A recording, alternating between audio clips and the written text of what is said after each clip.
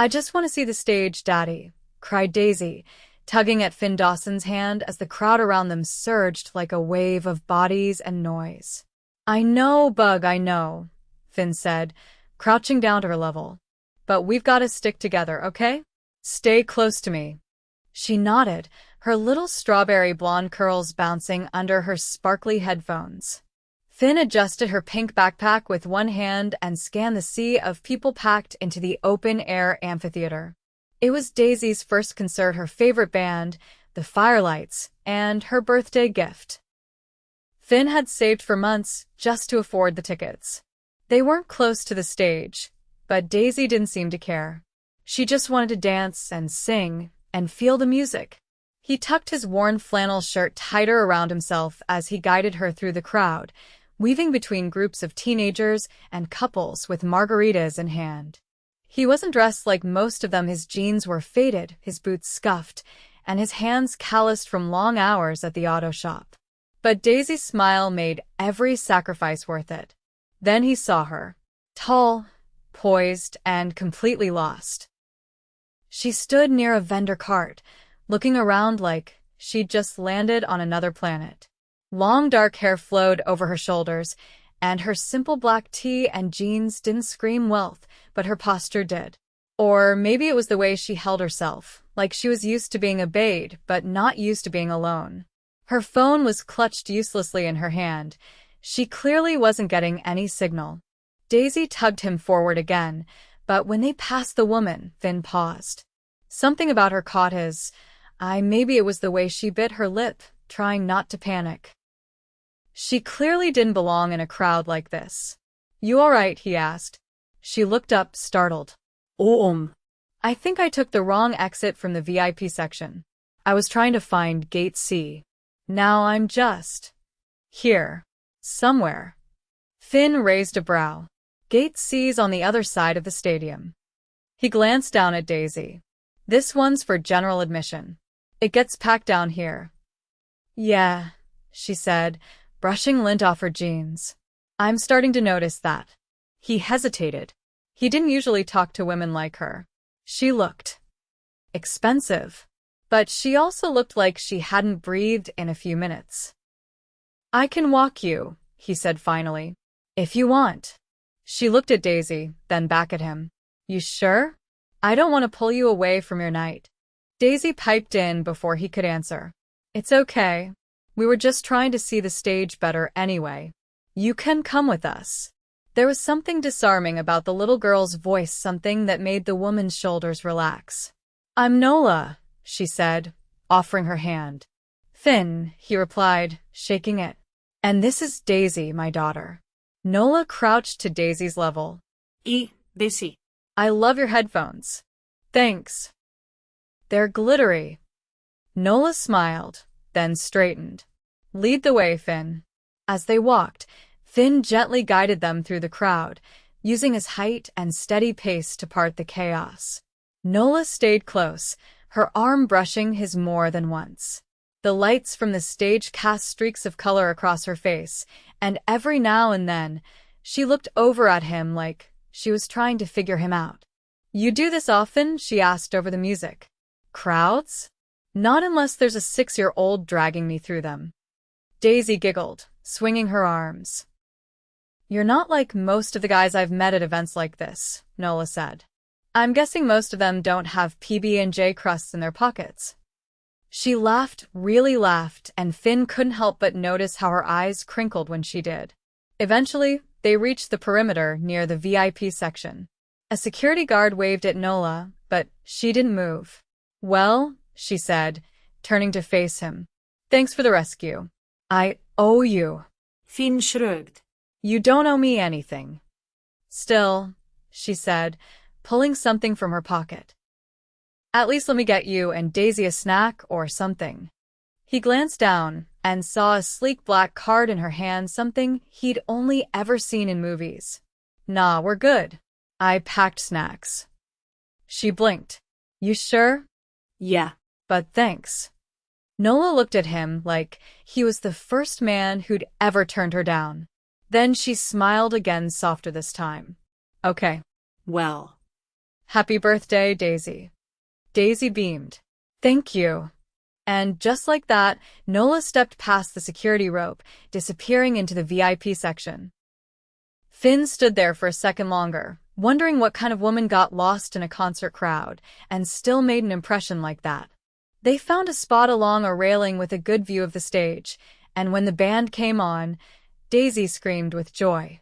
Finn hoisted her up onto his shoulders, laughing as she waved her arms to the music. But every now and then, his eyes drifted toward the VIP area. He didn't expect to see her again. So when he saw her the next morning at the coffee shop across from his apartment, dressed in workout gear and sunglasses, ordering a caramel latte, he almost dropped his keys. She spotted him just as he was pulling Daisy's hand toward the door. Hey, she called.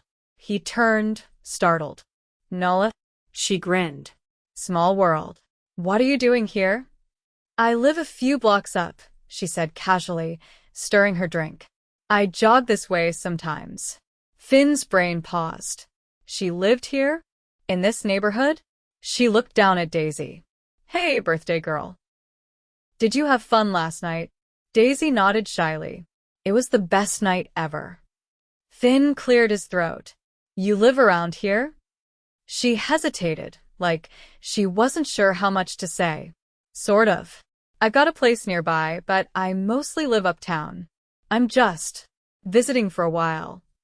Finn didn't push. He wasn't sure what uptown meant to her world, but it didn't sound cheap. You guys want to sit? She asked. Daisy looked up at Finn with hopeful eyes. He nodded. Sure. They sat at a corner table, the three of them. Nola asked Daisy about her favorite song, and Finn watched the way she leaned in, genuinely interested. Most people barely noticed Daisy, let alone talked to her like she mattered. And when Nola looked at him again, he felt something shift. Like maybe she wasn't just someone passing through. Maybe she was meant to stay. The next time Finn saw her, it was raining. He was locking up the shop late, the ache in his back making him walk slower than usual. The sky had opened up an hour earlier, and now the streets glistened under streetlights, the city somehow quieter under the soft drum of rainfall. He pulled his hood over his head and stepped out onto the sidewalk, turning toward the small apartment he shared with Daisy. They had eaten canned soup for dinner again, and she'd fallen asleep to a worn DVD of cartoons. He'd left her with Mrs. Halberd next door, the only neighbor he trusted enough to help when he had to work late. He was halfway down the block when he saw the familiar outline beneath a black umbrella. She stood under the awning of a closed bakery, tapping her foot like she was waiting for something or someone. Nola. She turned, her face visible beneath the glow of the neon closed sign. I was hoping I'd run into you, she said, stepping toward him as the umbrella tilted slightly. In the rain? He asked, glancing around. I've had worse ideas, she said, a bit breathless as she laughed. I was just coming from a meeting. Thought I'd pass by the shop. See if you were still around. He shifted uncomfortably. You've been by before? Twice, she admitted. But you weren't there the first time, and yesterday Daisy said you were working late, so. You saw Daisy? She was with your neighbor. I didn't want to bother them. Just said hi. Finn didn't know what to say.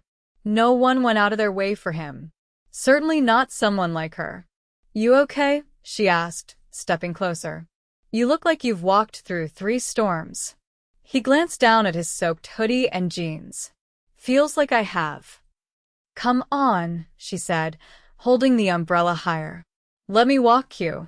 For a moment he didn't move. But then she was already falling into step beside him, the umbrella barely covering both of them. I didn't peg you for the chase a mechanic in the rain type, he said. I'm not, she replied. Turns out, I'm full of surprises. They walked in silence for a moment, the sounds of tires over wet asphalt and distant sirens filling the quiet. You never told me what you do, he said finally. Her hand tightened slightly on the umbrella handle. I work in development. Real estate mostly. Property acquisitions, infrastructure contracts. That kind of thing. Sounds big. It can be. I'm Part of a family firm. He nodded. So you're the boss's daughter? No, she said, looking up at him. I'm the boss. He stopped walking. She paused too. I figured you were important, he said carefully. But not that important. She tilted her head. Does it bother you? No, he said. It just makes me wonder what someone like you is doing following someone like me home in the rain. She looked at him for a long moment. I told you. I wanted to see you again. Why? Because you didn't try to impress me. Because you didn't take anything from me when I offered. Because you didn't look at me like I was made of glass or something to win. You looked at me like I was just a person. He swallowed. That's how I saw you. They reached the apartment building. It looked even smaller with her beside it. The cracked paint, the flickering hallway light just inside the vestibule, it all seemed to shrink in comparison to her presence. I should go up, he said. Daisy's probably out cold, but still. She nodded. Can I see you again? He hesitated. You don't have to do all this. I'm not doing anything I don't want to. He studied her for a few seconds, then reached into his pocket and handed her a folded receipt with a number scrawled on the back. You call that and I'll answer, he said. She smiled, slipping it into her coat. Good night, Finn. Night, Nola.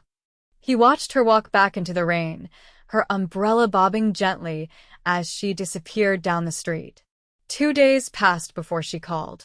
He was elbow deep in a carburetor when his phone rang. He almost didn't answer. But when he saw the number, he wiped his hands on a rag and picked up.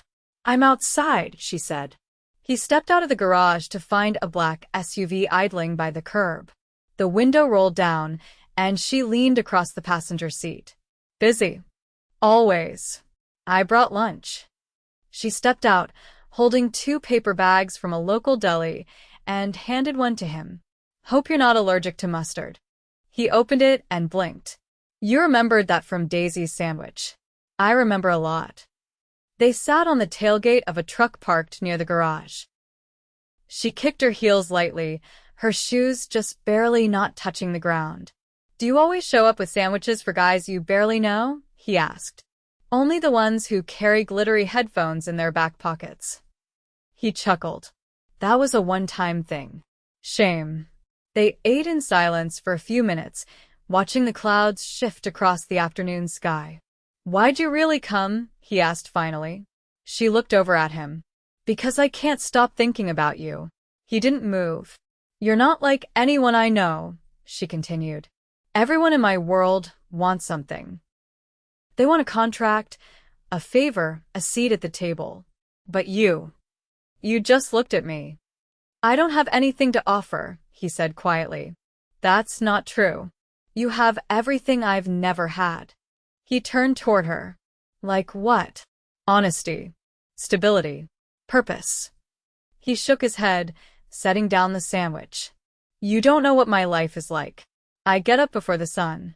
I pack lunch for a 6-year-old. I fix broken engines until my hands go numb. I fall asleep on a couch sometimes because the bed's too close to the wall heater. There's no glamour here. Her eyes didn't flinch. That's exactly why I'm here. He looked at her, and for the first time, something inside him shifted. She wasn't lost. She wasn't curious. She was searching for something real. And maybe, somehow, she thought she'd found it in him. That night, he didn't sleep. He lay on the couch, staring at the ceiling, Daisy's soft breathing coming from her room. He thought about Nola's eyes, the way she looked at him like he mattered. And for the first time in years, he wanted something that felt terrifying. He wanted more. The next week, she came by again. This time with tickets to a local fair, just outside the city. I figured Daisy might like it, she said. You could come too. If you're not working. He wasn't. And Daisy's face lit up like Christmas when he told her. They spent the afternoon riding a carousel, playing ring toss, and eating waffles smothered in powdered sugar. Nola held Daisy's hand like it was natural, lifting her onto a pony and cheering from the side. Finn watched her from the ticket booth, something in his chest tightening every time she laughed. As the sun dipped low, painting the sky in gold and rose, Nola turned to him as Daisy rode the kiddie roller coaster for the third time. "I think I'm falling for you, Finn." His breath caught. "You don't have to say anything," she added quickly. "I just wanted you to know." He stared at her, rain and car engines and sandwiches flashing through his mind like a reel of moments strung together by something he didn't understand. You really mean that? "I've never said it and meant it more." He looked at Daisy, who was waving at them from the ride, then back at Nola. "You fall for someone like me, Nola. Your whole world changes." She stepped closer. "Maybe that's exactly what I want." Finn had never been to a gala in his life. He'd heard the word tossed around once or twice on late-night TV, or when customers at the shop talked about fundraisers for schools he couldn't afford to send Daisy to. He never imagined standing in one, or more accurately, feeling like he'd accidentally wandered into a jewelry box. But here he was, stiff in a navy suit too formal for him, in a ballroom glowing with chandeliers and laughter, trying not to tug at the collar as he scanned the crowd for Nola. The valet had taken his truck without even blinking, which made him uneasy. Then a man with a silver tray offered him champagne the moment he stepped inside. He declined. He needed his head clear because every instinct told him he was out of place, like his steel-toed boots might show through the leather dress shoes Nola had insisted on buying him. He still didn't know why he'd said yes. Maybe it was the way she'd asked. Not with pressure or expectations. Just a quiet, hopeful question on her lips as Daisy colored at the kitchen table behind them. "I want you to see my world. Just once. So you know where I come from. So you know I'm not hiding anything." That part had mattered more than she knew. Now, surrounded by clinking glasses, designer gowns, and a string quartet playing something delicate, Finn kept his hands in his pockets and tried not to stare. Then he saw her, descending the marble staircase like she'd been born on it. Her dress shimmered like starlight, silver threaded through deep indigo fabric that caught the light with every step. Her hair was swept up, revealing the elegant curve of her neck, and her eyes scanned the room until they landed on him. She smiled, then not a performance, not a greeting, but something real. Something meant only for him. "You came," she said, reaching him. "I told you I would," he replied, his voice low. "You clean up better than I expected. And you look like you walked out of a painting." She laughed gently and reached for his hand, lacing her fingers through his. "Come with me. There's someone I want you to meet." He followed her through the crowd, aware of every glance they drew. She didn't seem to notice, or maybe she didn't care. Either way, she moved with confidence, pausing only when they approached a group near the back balcony. A tall man turned as they arrived, his sleek gray suit tailored with surgical precision. His eyes flicked from Nola to Finn, assessing. "Dad," she said, before Finn could process the resemblance. "This is Finn Dawson." Her father offered his hand. "Richard Pennington." Finn shook it. The grip was firm. Calculated. "You're in automotive, I hear," Richard said, not unkindly, but with the tone of a man used to cataloging people by profession. "Yes, sir. I run a shop in Southwick." Richard nodded once. "You have a daughter." Ida. "She seems bright." Nola mentioned her. Finn's jaw tightened. "She is." Richard's gaze didn't linger, but shifted back to his daughter. "We should talk soon. About the Harper property." "Tomorrow," Nola promised. "Tonight's not about work." He nodded again, then moved on, folding back into the crowd like a shark into deep water. "You all right?" she asked, touching Finn's arm. "I've been more comfortable," he admitted. "I used to be just as awkward," she said softly. "You just learn which rooms deserve your comfort." They stepped out onto the balcony, away from the noise. The city stretched below them in a tapestry of lights. "You're not like them," he said. "I used to be," she admitted. But I got tired of rooms filled with people who only listen when it benefits them. You still live in this world. Ida. But I don't belong to it. He turned toward her. Why me? She looked up at him, her voice steady. Because you make me feel like I'm not pretending.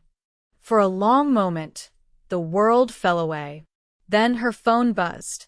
She glanced at it, frowned, then looked back at him. I have to handle something. Just a quick call. He nodded as she stepped away, her heels tapping across the marble. He leaned against the balcony rail, watching the flicker of neon signs in the distance. A low voice interrupted.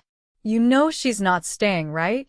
Finn turned to see a man about his age, crisply dressed, sipping something amber from a crystal glass. Excuse me? I'm just saying, the man continued. Nola's not the type to settle in a neighborhood where rent comes in envelopes. Finn straightened. And you know her that well? Well enough. I was supposed to be the one walking in with her tonight. And yet, here I am.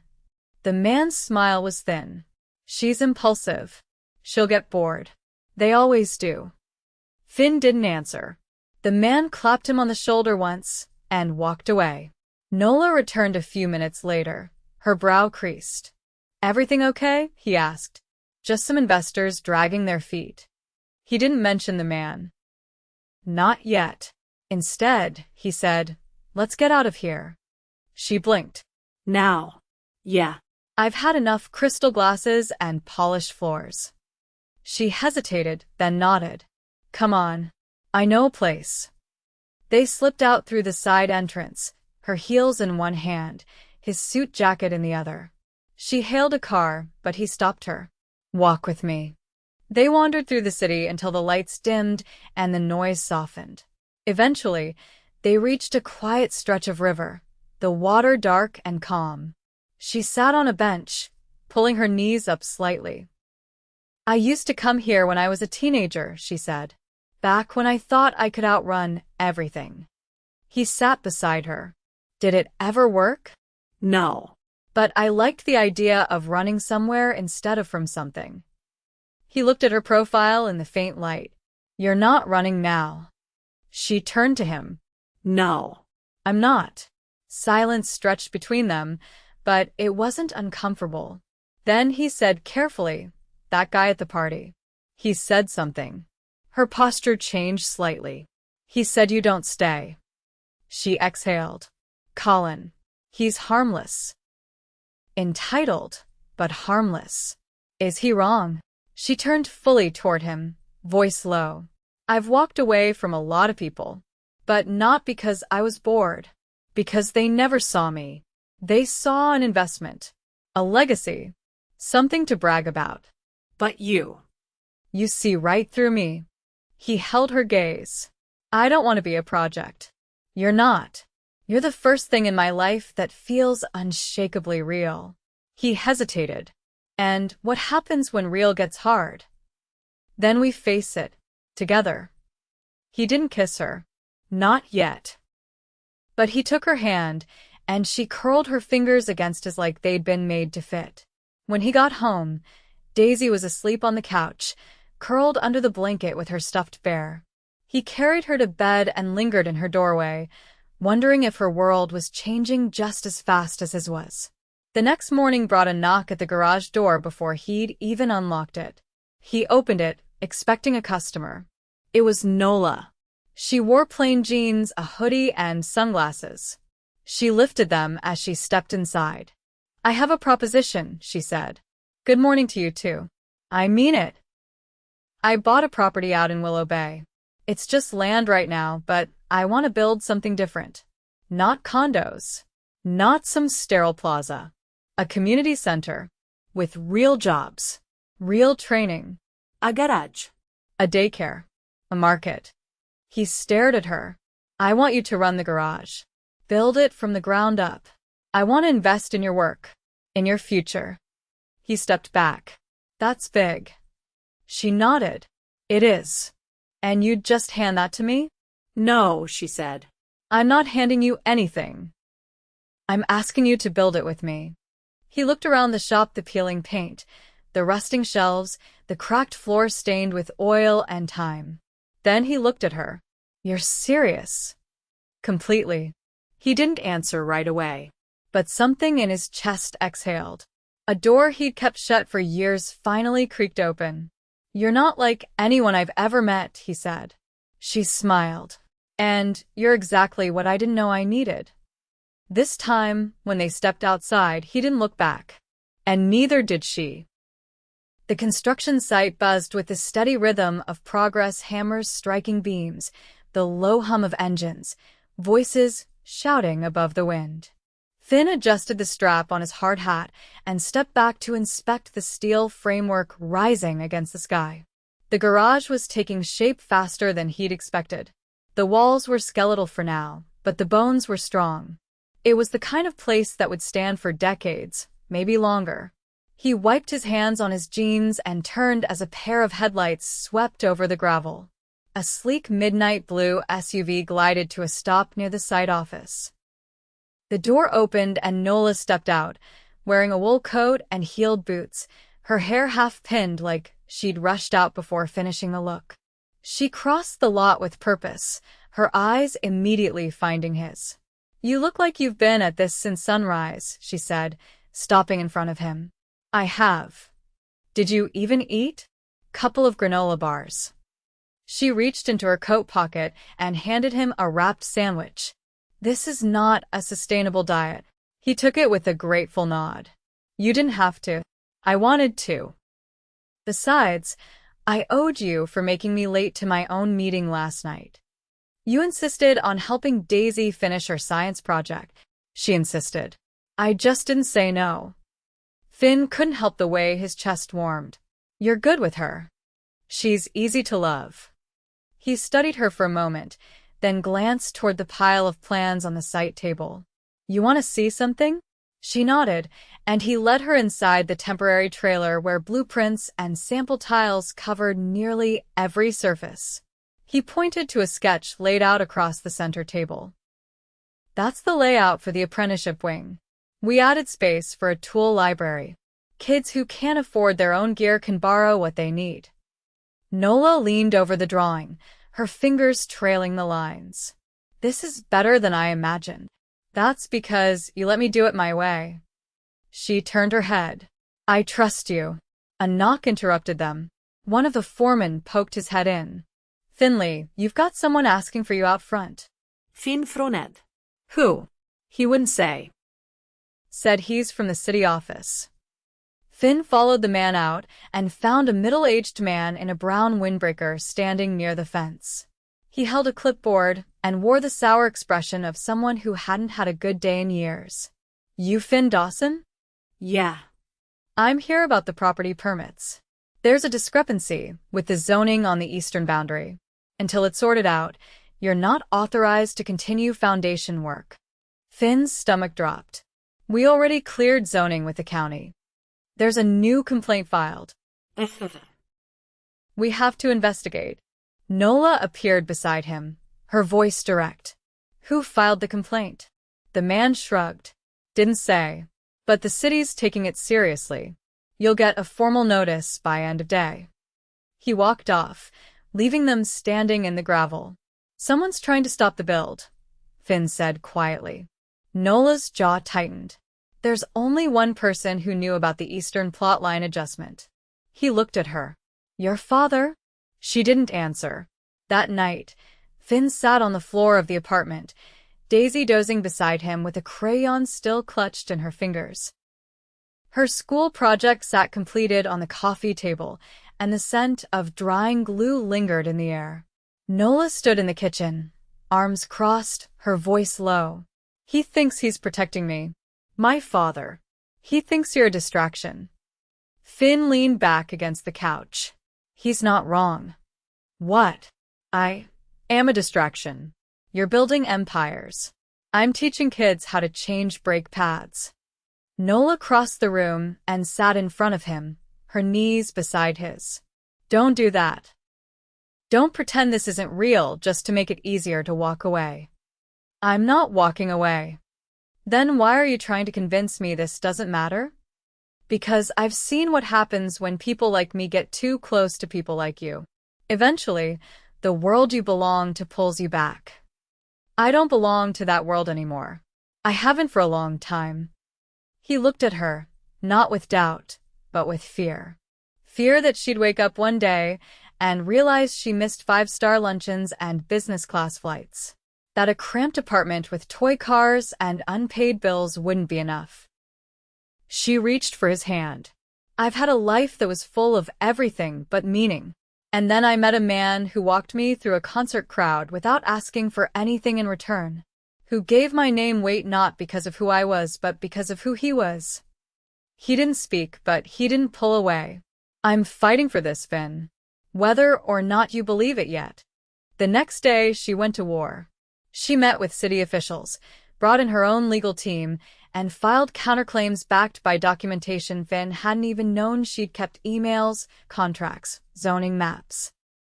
She stood in front of a planning board with the calm fury of someone who'd built her life on being underestimated. Within 48 hours, construction was cleared to resume. When she returned to the site, Finn was standing by the frame of what would become the garage's main bay. He didn't say anything as she approached, but he didn't have to. You fought, he said. I told you I would. He looked around at the rising beams, the workers moving again, the sound of drills returning like a heartbeat. Then he looked back at her. I've been afraid, he said slowly. I know. Not just of losing you. Of being seen. Of being known that deeply. She stepped closer. You let me in anyway. He nodded. And I'd do it again. That weekend, they took Daisy to the lake. It was quiet, a patch of water surrounded by trees just beginning to turn gold. They skipped rocks, fed ducks with stale bread, and lay on the grass until the sky turned dusky pink. Nola lay beside Finn, her head on his shoulder, Daisy curled between them, half asleep after chasing dragonflies. You know what I used to think love looked like? Nola said softly. He turned his head. What? Champagne on private jets. Rings with stones you can barely lift. But it's this. It's muddy shoes and glitter glue, and someone handing you a sandwich because they noticed your hands were shaking. He kissed her forehead. You deserve both. I only want one. 3 months later, the garage opened. There was no ribbon cutting, no press. Just a line of kids waiting to register for apprenticeships and a stack of toolboxes waiting to be claimed. Finn stood near the entrance, Daisy at his side in a bright red dress she'd picked herself. Nola walked out of the office, holding a clipboard and a mug of coffee. She stopped in front of him, her voice quiet. You ready? He looked around the waiting area filled with laughter, the smell of rubber and motor oil already settling in like home. I've been ready. She reached into her coat pocket and pulled out a small velvet box. His breath caught. She opened it, not a ring, but a silver key. To the house in Willow Bay. If you want it. For us. He looked at her, then at Daisy, whose eyes lit up. You serious? I've never been more. He took the key, held it in his palm. Then he kissed her. Not rushed. Not shy. Certain. The world didn't stop. But something inside him did. Something that had always been bracing for the crash finally exhaled. They moved into the new house 2 weeks later. It wasn't massive, but it had space. A room for Daisy with a skylight. A front porch with a swing. A kitchen big enough for dancing. Nola kept her apartment in the city, but she stopped going during the week. Her meetings came to her now. People adapted. Because you do that when something matters more. One evening, as they sat on the porch, Daisy asleep upstairs, Nola turned to Finn. Do you ever think about that night? At the concert? All the time. What if I hadn't gotten lost? He smiled. You would have found me anyway. She leaned into him, and he wrapped an arm around her. I didn't know I was falling in love, she whispered. You were, he said. So was I. She looked up at him, her eyes steady. This isn't the life I thought I'd have. It's better, he said. And it was. For both of them. Because sometimes the shortest path between two worlds is a crowded concert, a lost woman, and the man who walked her through it without ever knowing he was showing her the way home. The scent of fresh paint still clung to the walls of the Willow Bay house, faint but present, like a quiet reminder that this life was still settling into place. The sun filtered through gauzy curtains in the kitchen, casting delicate gold across the oak countertops.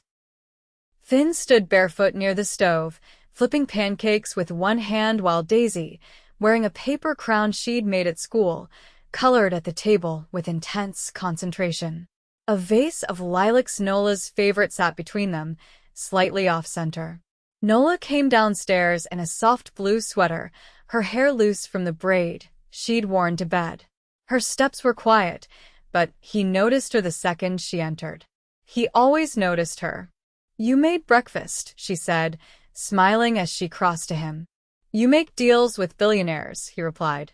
"I flip pancakes." She leaned in, kissed his cheek. "You're underselling the pancakes." Daisy looked up from her drawing. "Daddy says they're magic pancakes.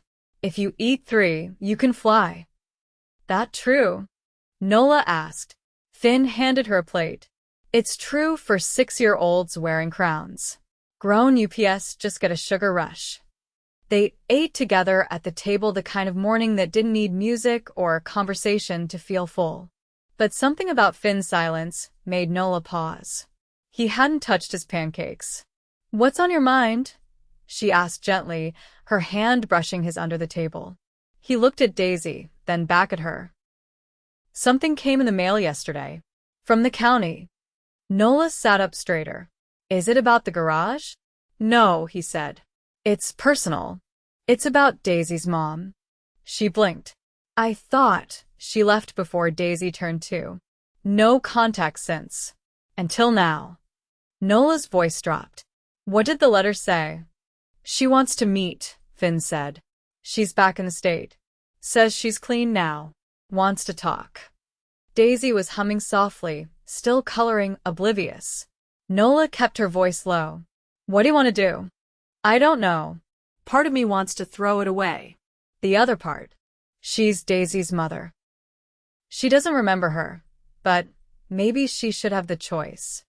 Nola nodded, her expression calm but unreadable. "Whatever you decide, I'm with you." That night, after Daisy had gone to sleep, Finn sat on the back porch with the unopened envelope resting beside him. Nola brought out 2 mugs of tea and sat next to him, knees tucked under her. "I keep thinking about what it would do to her," he said. "She's happy. Stable. What if this just rattles everything?" "She's stronger than you think," Nola said. "So are you." He looked at her. "Would it bother you?" "Her being in our lives. I care about what matters to Daisy. And I care about what matters to you. If this helps either of you heal something, then it matters to me too." He reached for her hand, brought it to his lips. "You've changed my life. You changed mine first." The next week, he met with her Alice. At a diner just outside the city, far from Willow Bay, far from Daisy's world. She looked different than he remembered, thinner, older, her once vibrant eyes dulled by time and regret. She wore a long coat despite the warmth, her hands fidgeting with a napkin. "I didn't come to stir anything up," she said. I've been going to meetings. I'm in a program. I'm trying." Finn listened. He didn't interrupt. When she asked if she could see Daisy, he didn't say yes. But he didn't say no, either. "I'll talk to her," he said. "But it'll be her choice. And it'll happen on her terms. Not yours." Alice nodded, eyes damp. "That's fair." When he came home, Nola waited in the living room, the lights low, her book untouched in her lap. He sat beside her, rested his head in his hands. "She's not the same woman I knew. But she's trying." Nola didn't ask questions. She just pulled him into her arms. In the weeks that followed, things slowly adjusted. Finn spoke with Daisy, gently, carefully, about her mom. Daisy asked questions. She didn't remember much, just shadows and vague images. But she agreed to meet her only if Nola came too. So they did. It was awkward, quiet, but not painful. Alice was nervous, overly cautious, but Daisy handled it with more grace than Finn expected. Nola stayed beside her the whole time, never speaking for her, just being there. Later, as they drove home, Daisy turned from the back seat and said, "She's not what I thought. But I don't want things to change." Finn met Nola's eyes in the mirror. "They won't," he promised. Summer turned to fall, and the garage flourished. The community rallied around it. Local kids found work, parents found support, and for the first time in years, Finn felt like he wasn't just surviving. He was part of something bigger. One evening, Nola sat on the front porch swing, a stack of folders on her lap, glasses perched on her nose. Finn stepped outside, holding 2 mugs of cider. "Working?" he asked. "Just approvals for the new daycare wing." She closed the folder and took the mug. "You know, I used to think success was about numbers. Growth. Now, it's about watching a 13-year-old fix an engine and believe they're good at something." He sat beside her. "You did that." She leaned her head on his shoulder. "We did it." That weekend, Daisy's school held a fall festival. Finn helped at the tire toss station, while Nola ran the bake sale booth, like she was running a Fortune 500 company. Daisy won a pumpkin painting contest and insisted her winning gourd be named Harold. On the walk back to the house, Nola slowed near the path that led to the lake.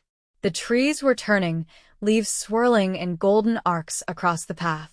"Let's stop here," she said. They sat on a bench, overlooking the water. Daisy chased a squirrel down the path, giggling. Nola reached into her coat pocket and pulled out a small velvet box. Not a key this time. A ring. Finn turned to her, stunned. "You beat me to it," he said, laughing. She opened the box. Inside was a simple white gold band, elegant but unassuming. "I don't want a ceremony in a ballroom," she said. "I don't want 1,000 guests or a headline in a magazine. I just want to be yours. Officially." His voice caught. "You already are." "Then let's make it real." He kissed her soft, sure, steady. When Daisy returned, she squealed at the sight of the ring and demanded to wear it, just for 5 seconds. They married a month later. In a small clearing near the lake, under a canopy of golden leaves, with Daisy standing between them holding both their hands. The only guests were neighbors, garage apprentices, and a few close friends. Someone played acoustic guitar. Someone else cried through the vows. They exchanged rings as the sun dipped low, and when the officiant pronounced them husband and wife, Daisy shouted, "Finally." They danced under string lights strung between trees, ate pie instead of cake, and laughed until their cheeks hurt. Later, as the guests drifted home, Finn and Nola stood barefoot in the grass, holding hands and watching Daisy twirl to music only she could hear. "This life," Nola whispered, "was never in my plans." "Neither was mine," Finn said. "But I wouldn't change a thing." She turned to him, her eyes full. "Promise me something. Anything. When things get hard, and they will promise me we never forget this feeling. This moment." He kissed her again, slower this time, sealing the promise. "I won't let you forget," he said. "Even if I have to build you a new porch swing every year." She laughed, leaned into him. "You better start collecting wood." They stayed there until the stars began to appear, until Daisy finally yawned and climbed into Finn's arms, her crown of leaves askew but still proudly worn. And as they walked back to their home together, whole, unshakably real, there were no doubts left. Just love. Earned, chosen, and here to stay.